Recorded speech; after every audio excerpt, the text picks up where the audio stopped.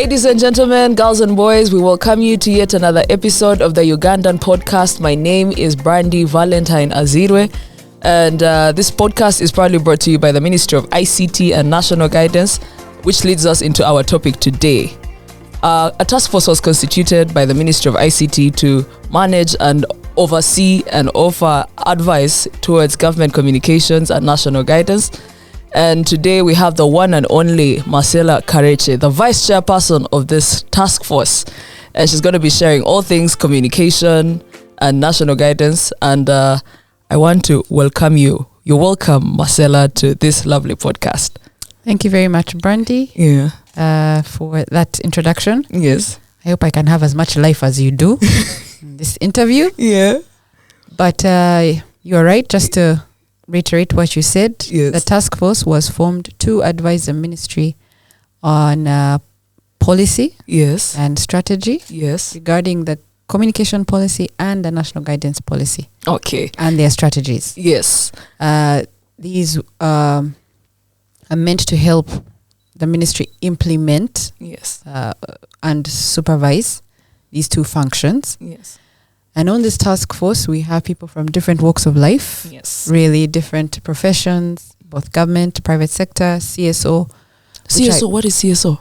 Civil society organizations. Thank you. You know, here we're here to share knowledge. Absolutely. Yes. This gives a vast array, or it gives experience from different, spectrums, Yeah. which means Yes. that you have a policy that's rich and has contributions from different people. So private sector on how they view communication, CSOs on how they view communication, and government on how it views communication. So it's a holistic task force. It is a holistic task force. Okay. So when you're not doing your vice chair person duties, what do you do? My other job is to help government communicate on digital platforms. Yes. I'm the director of what is known as the Government Citizen Interaction Center, Yes. which is also supposed to help government interact with its citizens and vice versa. So basically what we're doing is getting feedback from the public and taking it back to government. Yes. And vice versa. So if government has something to say on the social channels or digital channels, we take over that. So right now we're really having a good run because most government entities are using our entity or our organization. And it's an open government initiative, so we come running. Yes, yes, you do. Well, of course, you know that government before never used to talk. Yeah. That was not its policy or its strong point. And not that it didn't want, but I think that's how the standing orders and that's how it was formulated. Only the people who were selected to talk would talk only in certain ways, and the traditional press brief, press conference. Buy out a page in the New Vision. Thank you. How much work government does and how much can that cover? So the new media came. Yes. Where we have our social media and presented a whole other platform. So now, if you're quiet on there, when some people only get their news on social media, you're doing a disservice to you, us as government, and the people. And also, like one of my favorite lines from everyone, 60% of the country are the youth. So you're not going to not communicate to them. That is true. But we still do have to make sure we hook into our radio and our TV. Because our traditional media still, most of Uganda, a certain demographic only listen to TV and radio. That's true. Yeah. And as much as 60% are young, not all the 60% or 70% actually, maybe thereabouts, are on these digital platforms. Yes. To even get news or interpret news the way it is. So as much as we are wanting to move to that to new media or social media, we must make sure that all the medium that exists, that's traditional, print, and broadcast, should have the same messages on digital media. Okay? Yes. Yeah. Just for uniformity. That's true. And also you would know all this again because you're also in the publishing industry. I was. That was my, that's what I went to school to do. Yeah. In uni, I did publishing, and then I did an MBA after that, which is books and information. Of course. Wow, must be nice. Yeah, so people looking for role models out there, this you need to look out for this. No, I'm all right, as they say. Yeah. So I understand that on the when they constituted the Government Communication and National Guidance Task Force, there were terms of reference. Yes. What were these terms of reference? Like the ones that stood out for you?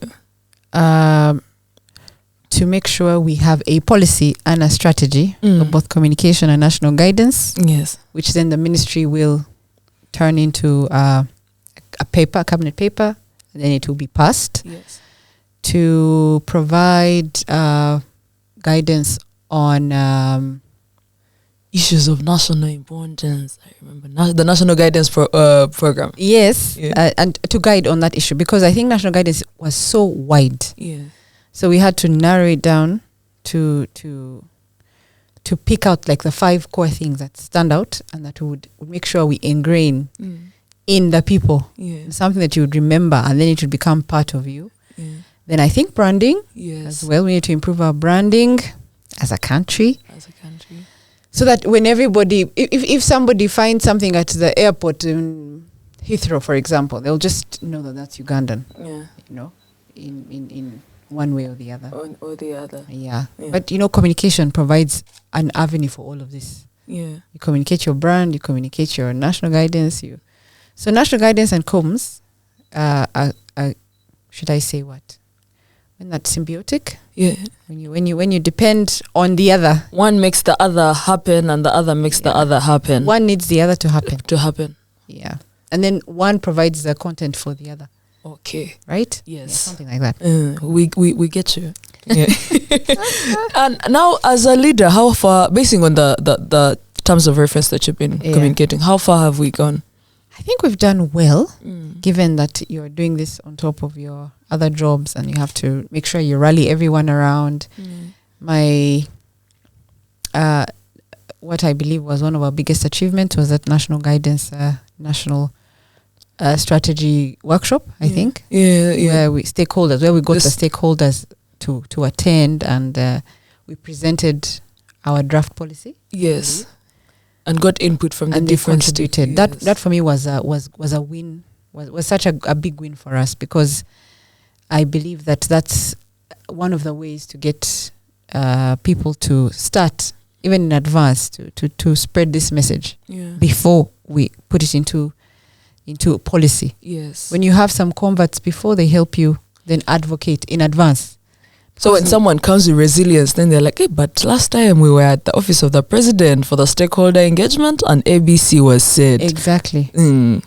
So you combat the fake news. Yes. Which brings me to, you're very passionate about this topic, so let's start. Absolutely. You have a problem with fake news on Twitter, on anywhere, on everywhere. Everyone should have a problem with fake news. We have a problem with fake news.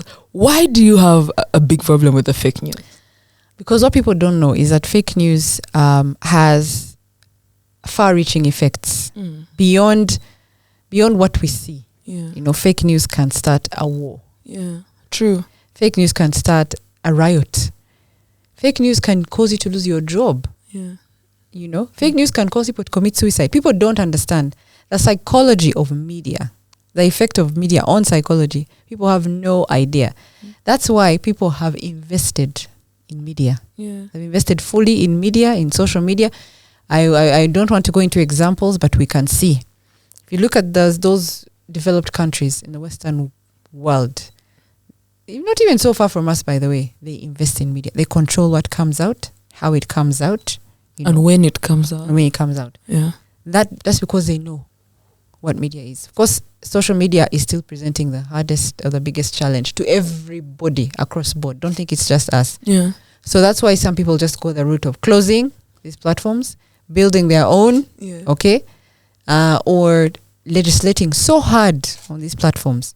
So if I'll give an example, Metaverse or Twitter is carrying the message. Yes. Certain jurisdictions have legislated that if you publish a fake message on Facebook, whether it's from my account, if Facebook doesn't delete it or Twitter in 24 hours, they bear the fine.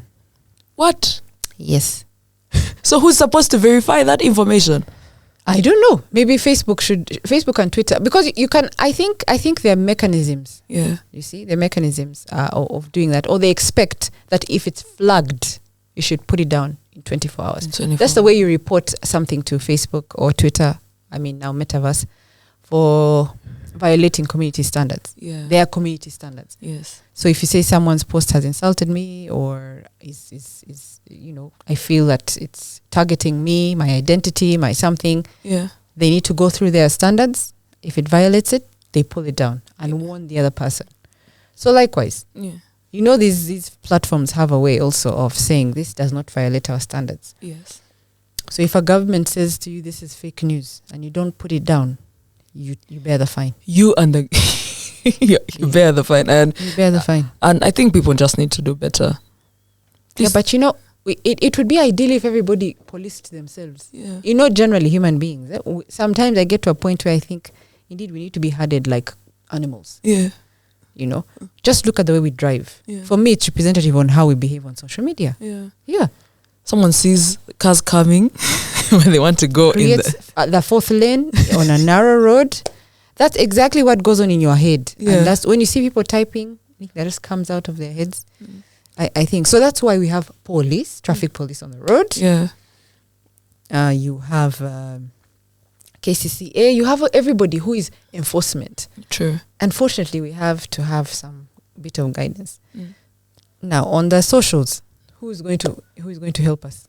The Government Communication and National Guidance Taskforce Should lay down guidelines. Yeah, should lay down guidelines. And every entity should have a social media policy. Yes. Then eventually, all the regulator, I think, which is UCC, and then the whole of government will start talking to these platforms, which they are like Facebook. Yeah, and all these things are in the policies that are being drafted. So just wait for it. And also, I think we just need to do better, and I hope we do.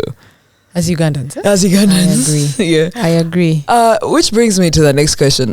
Sorry, we are going to go between communication and national guidance. There is a significant gap between the media and the government. It could be because of narrative control, or even just I don't understand why. But how can we fix it?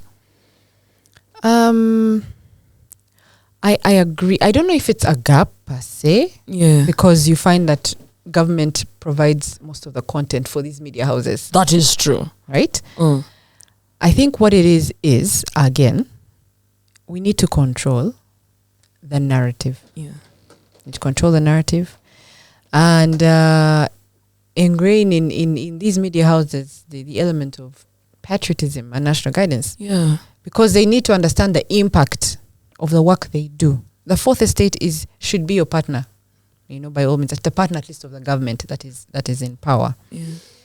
Not to hide the wrongs, because that's what everyone's mind goes there. Yes. When we report the bad things, then we're in trouble. No, but many times the way people angle news, you imagine you buy a paper, and from the first headline to page 6, it's disaster after another after another. Yeah. What does that do to the psychology of the citizens, for example? What do you expect? That's not to say that bad things don't happen. No country in the world delivers 100% to its citizens. Yes. No one should tell you a lie. Where, in fact, I think what we should do as government is to manage expectations, is to communicate in such a way that you say, for example, you're going to deliver a road. Yes. If there's a delay, you come in and say there's a delay. You may give the reason, you may not. But you are managing expectations along the way, not just to go quiet and disengage. But you find that our media partners would rather have a sensational story to sell, because most of them are private and profit-making. Yeah, bad news makes news. So you're not going to dictate where you have no control. Yeah. It's very difficult. What I see most countries doing is that they have their own media. Strong, in fact. Very strong media owned, private, government-owned media. Yeah. So you amplify that one, you fund it, you give it all the news. You hire the best people in the business. Always train them and then give them the news. Then the rest will operate around them. Yeah. So that would be for me one of the strategies a government can do, because you can't control someone who's trying to make money. And if they believe sensational stories will pull the crowds, or will sell the papers. I mean, that's a strategy, a business strategy. Yeah. So a government, and every government should have its own media. Yeah. True. Okay. But we're making strides. And also, just, do you think that there is something those media houses can do better? Because they are also operating in this country. Yes. And they are citizens of the same country. And they have standards, actually. And they have standards. They have broadcasting standards. Yeah. Again, I should imagine that everyone should think twice. First of all, they are required to fact check. Fact checking, yes. They need to fact check their stories. Yeah. They claim that they go through processes. A story just doesn't go out. It has to be approved by an editor, sub-editor. There's so many layers of approval. But when you look at some of the content, you are like, I think someone just came from the field and said, run this or run with this. Yeah. Yeah. So on the side of regulation, we need to regulate people. Like you were saying, to train people, for example, even for our own media. But generally, anyone who is a journalist by profession should have a certain qualification, should have a certain body they belong to, the body which holds them to account. The way lawyers keep going to LDC and they have to, they have a practicing certificate. Yes. Okay. Yes. And you have to do things that earn you points. Yeah. So you are really, and if a lawyer does something wrong, you report them to, I think it's law council, if I'm not mistaken. I know they even have a society. Yeah. So there has to be somewhere where you are held to account. That is not even government per se, but that you have a body that can say to you, that was just Brandy, that was wrong. That's plain wrong. But if you ask me now, you look at the caliber of journalists, or anyone who calls themselves a journalist, because anyone who has a YouTube channel and can broadcast some strange program is a journalist. Yeah. Right? Yes. I saw this during elections. Everybody was, as long as you had a camera and you had something that, a jacket that said press, I mean, I could buy that and put that on my, inscribe it on the jacket. Yeah. You were a journalist. Yeah. But if you ask where these people actually belonged, they had YouTube channels, Facebook channels. Yeah. And so I believe we need to have something done on the standards. Yes. So that we're churning out people who are worthy. Yeah. Of the name. Of the name. Yeah. Okay. Blessing on you see, this is hard work you do day in, day out. And we thank you for it. That you're able to. Marcella reads her paper every day. Every time I've been to her office, I find her reading the paper, or she'll tell you, Brandy, did you see this? Did you watch this? So I want to ask, what do you do with your free time? My free time? Yeah. I stopped reading books. Yeah. I've started again. Yes. I do love the odd series. Yeah. Yeah. I try to avoid that because I can become a couch potato. Yes, you watch episode 1, episode 2, then all of a sudden you're done with the season. So bad. Yeah. So I have to regulate that. Yes. I have children, so I hang out with them. Yeah. Sometimes I hang out with my family. I can be a bit of a social buddy or butterfly. Yeah. But I also make sure I have my time to go home and then unwind. Yeah. Just have me time. Yeah. Yeah. Okay. I want to send you a jazz playlist on Spotify that I like to listen to when I'm unwinding. That would be nice. Yeah. I do love music. Yeah. As well. So that would be fantastic. Okay. What makes you proud to be Ugandan? Everything. Yeah. Wow. Everything about Uganda. And I'm not just saying this because I am on this show. Yeah. The Ugandan podcast. Yeah. But I'll tell you honestly, as we're growing up, you have all these ideals. You watch TV and then somehow America looks fantastic. England is wow. Everything outside you is sold to just bring you in. Proper marketing, right? Yeah. That's what TV does. Yes. Until I went to uni in the UK. And then I went to the US for work at some point. Yes. And then my job allowed me to travel. Yeah. And I saw every other country. And after day 3, I wanted to come back home. There is that meme on the internet that says, I wanna go home. Yeah. I did wanna go home after day 3. Yeah. Now, obviously, where Uganda, where people struggle here is that systems are a little slower if they're there. You know, you have the odd road issues and so on and so forth. When you look at it in the grand scheme of things, you guys, during COVID, I'll tell you, we had food. Yes. In fact, that's one of the reasons we survived. Yeah. I believe. Even had enough to give around. Were starving. Yeah. Countries in Europe were starving because they don't have gardens. They don't have this kind of climate, you know. I went to a slum in lockdown, this last lockdown. Yes. And, you know, contrary to what we know or what we think we know, they were saying to us, they were about to give him that 100,000, the fund and so on and so forth. And they said, so we don't want that money. It's okay, whether it comes or not, what will survive, but just fix this drainage. Yeah. They were peeling, eating, they were happy, they were healthy. Yeah. Only 3 people died of COVID in that in the entire neighborhood. Yeah. Now, I went back and I reflected, and I was like, truthfully, I don't think many countries can say this. Because I know certain countries where people were asking for money from their friends here. Yeah. Right? Right. 2, look at our climate. It doesn't depress. It's hot and cold and warm. I've been where there's winter or where it rains from Monday to Monday, morning to evening, and not just rain, cold rain. Like it's dark. I just said to myself, there's no way. 3, let's be honest. Here, everybody can survive. Just go to your neighbor and ask them for like 2K, which is wrong. I'm not encouraging begging, but because of the communal way we do things, there's a sense of community in Uganda. Somehow, one way or the other, you make it move. When you hear our story, someone picked someone from here. They were the neighbor in the village or in town. They somehow educated them. Before you know it, they've gotten somewhere. So that sense of community, which I believe is ingrained in us. I see we are losing it, which hurts me. But that sense of community makes it worthwhile. Because outside there, you meet someone on the train, they don't even want to look at you. There's a time I went home a bit late and the gate was locked. So I tried to knock and then our neighbor came out and opened before. Then so I had to go home. Then after they made a call, then they opened for me. You see? It was like a whole neighborhood. You can't do that in these other countries. Not I don't want to say it. No need for name calling. No. But I know that you can't. Yeah. It's just your housemates and that's it. Okay, that's true. Now back to branding.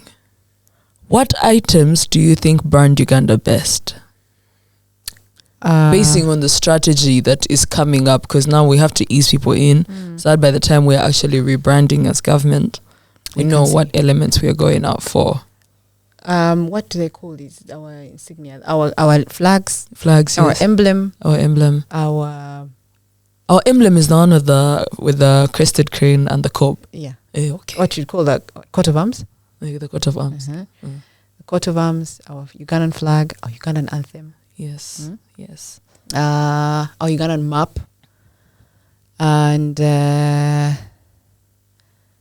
then when we go down to the subs, it's the food. Yes. It's the people. It's the people. It's our environment and our nature. Our nature, I mean our natural amenities. Yes. The forests and the national parks and the monuments and the natural monuments.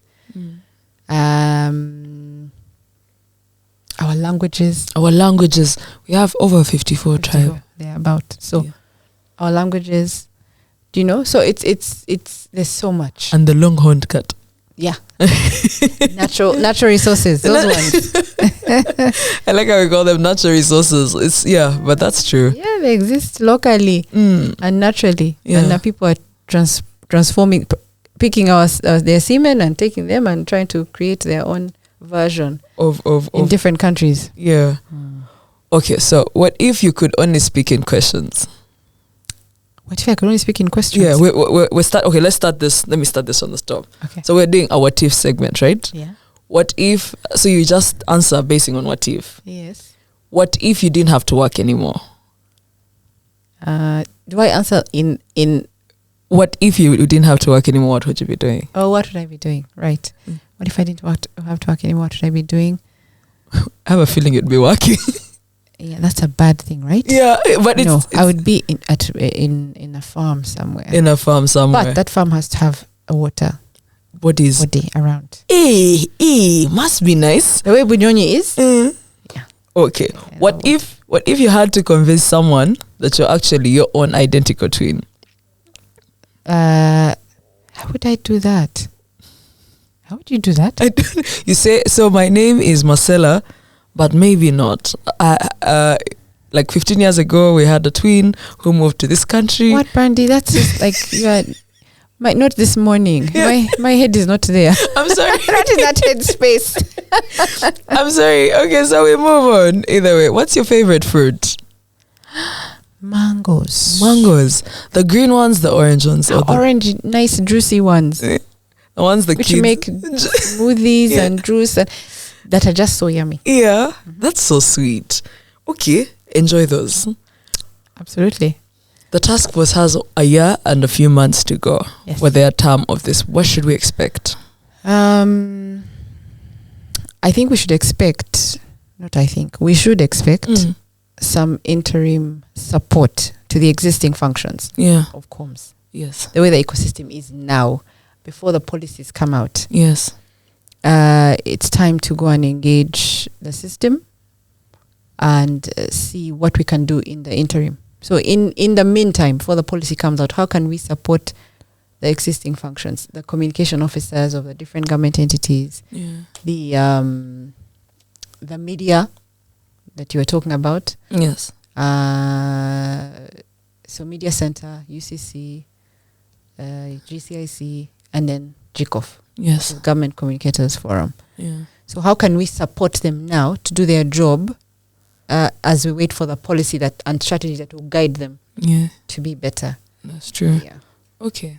So all those are coming your way, plus the branding strategy, strategy, and the government and the communication strategy. Yes. And the national guidance strategy. Yes, there's even a national guidance program that we're supposed to. Yes. Please, when I keep saying we, I am part of the task force. Yes, she is. I am part of the task force on secretariat. So I know we are also supposed to develop a national guidance program. Yes. In a few words, what does that look like? That's the one that will have the partners, the different people in government who are helping implement that program. Yes. Where would use the different institutions, probably like schools, tertiary institutions, even through government, to have certain things that everybody should do. Yes. Before, for school, maybe it would be like a lesson, a club or something. But thereabouts. For government, the Ugandan club. Yeah. For government, everybody should be able to sing the national anthem. Yeah. To really stand up and sing 3 stanzas. Every government worker should sing 3 stanzas of the national anthem. They should be able to at least know it. Even in schools. Yeah. And the East African anthem now, of course. Yes. Because that's where we're heading. Yes. Regional integration. I think that's what we should also target in terms of COMS. Yes. And branding. So make sure we look like a region. Yeah. Yeah. Because we are. Yeah, we are a region. Yeah, that's true. How can the government support the works of the task force? We need them to be more open. More open, yeah. To our recommendations, to help us with existing, documentation, but mostly to be more open. Yeah. Because when I know change management is very difficult. Yes. People don't like change. Not like they don't like it, but just everybody is always averse. Yeah. Because that's going to change so many things. It moves things here and so on and so forth. So, but they need to know that it's for their own good. Yes.